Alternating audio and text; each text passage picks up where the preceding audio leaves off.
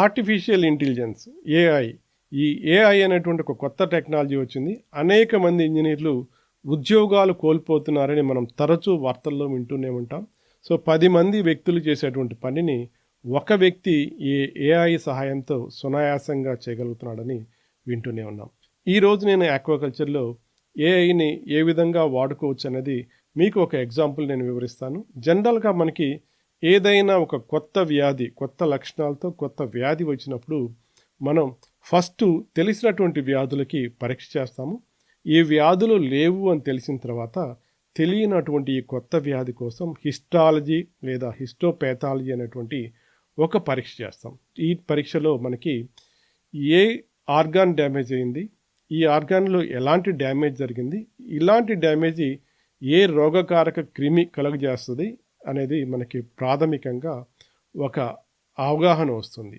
So ఈ పరీక్షని భారతదేశంలో ముఖ్యంగా ఈ హిస్టాలజీ స్లైడ్ చేసిన తర్వాత ఈ హిస్టాలజీ స్లైడ్ని భారతదేశంలో చూసి అర్థం చేసుకునే వాళ్ళు చాలా కొద్ది మంది ఉంటారు. ఆ కొద్ది మందిలో నేను ఒకటిని అని గర్వంగా ఫీల్ అవుతుంటాను. కానీ గత రాత్రి నేను హిస్టాలజీ స్లైడ్ని ఏఐ అంటే మనకి జనరల్గా అందరూ వాడేటువంటి చాట్ జీపీటీకి ఈ హిస్టాలజీ స్లైడ్ని అప్లోడ్ చేసి కింద ప్రాంప్టింగ్ అంటారు. ఎలా ప్రాంప్ట్ ఇచ్చానంటే, ఇది హిస్టాలజీ స్లైడు, రొయ్య యొక్క హార్టు, దీనిలో మీకేమైనా ప్యాథలాజికల్ లీజన్స్ కనిపిస్తున్నాయా అని చెప్పి నేను టైప్ చేసి ఎంటర్ చేసినప్పుడు వితిన్ సెకండ్స్లో ఇది రికెట్సియా లైక్ ఆర్గానిజం అయి ఉండవచ్చు అని చెప్పేసి అది చెప్పడం జరిగింది. జనరల్గా ఈ హిస్టాలజీ నేర్చుకోవడానికి నేను చాలా కష్టపడ్డాను.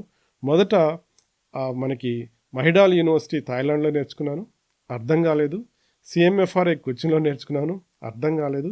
అరిజోనా యూనివర్సిటీ వాళ్ళు ఇండియాలో కండక్ట్ చేసినటువంటి ఒక ప్రోగ్రాంకి వెళ్ళాను, కొంత అర్థమైంది. ఆ తర్వాత మళ్ళీ అరిజోనా యూనివర్సిటీ వాళ్ళు కండక్ట్ చేసినటువంటి రెండో ప్రోగ్రాంకి వెళ్ళాను, అక్కడ నాకు క్లారిటీ వచ్చింది. అక్కడి నుంచి నేను కొంచెం చాలా గర్వపడేవాడిని. అంటే ఇది తెలిసినటువంటి కొద్ది మందిలో నేను ఒకడిని. కానీ ఈ ఏఐ రావడం దీనివల్ల ఏంటంటే పని చాలా ఈజీ అయిపోయింది. ఎంత కష్టపడి మేము నేర్చుకున్న వితిన్ సెకండ్స్లో ఏమీ తెలియని వాళ్ళు కూడా ఈ స్లైడ్ అప్లోడ్ చేసినట్లయితే అది రిజల్ట్ ఇస్తుంది జరిగింది.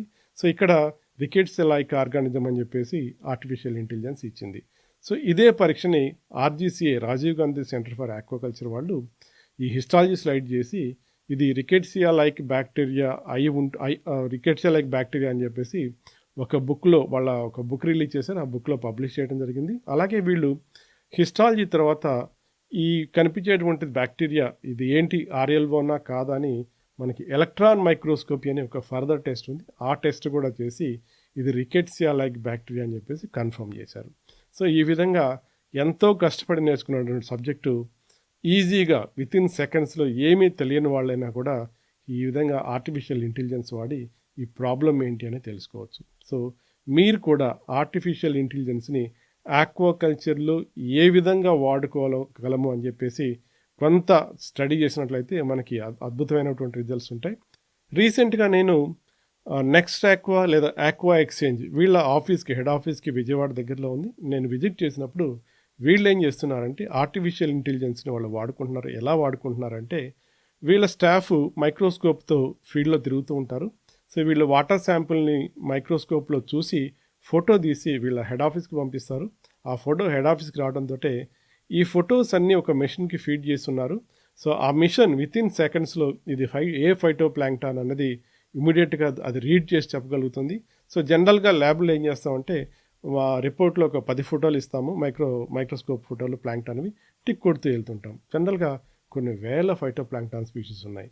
సో వీటిని మెషిన్కి ట్రైనింగ్ ఇవ్వడం వల్ల వితిన్ సెకండ్స్లో ఇది ఐడెంటిఫై చేయడం, అలాగే ఒక మ్యాప్ ఏ ఏరియాల్లో ఆంధ్రప్రదేశ్లో ఒక మ్యాప్ తీసుకుంటే ఈ మ్యాప్లో ఏ ఏరియాల్లో ఏ ఫైటో ప్లాంక్టాన్ డామినెంట్గా ఉందనేది కూడా వస్తుంది. సో ఈ విధంగా ఆర్టిఫిషియల్ ఇంటెలిజెన్స్ మనకి రాబోయే కాలంలో ఎంతో ఉపయోగపడుతుంది. దీనికి ఏమీ పెద్ద చదువుకోవాల్సిన అవసరం లేదు. సో మీరు కూడా ఏఐని ట్రై చేయండి, ఎలా అప్లై చేయాలో మీరు ఆలోచించండి. మా ఆల్ఫా బయాలజికల్ సంస్థ ఎప్పుడు కూడా మీకు అవసరమైన సమయంలో అవసరమైన ఇన్ఫర్మేషన్ ఇచ్చి మీ ట్రాన్స్ఫర్మేషన్కి ఉపయోగపడుతుందని ఆశిస్తూ సెలవు తీసుకుంటున్నాను. All the best.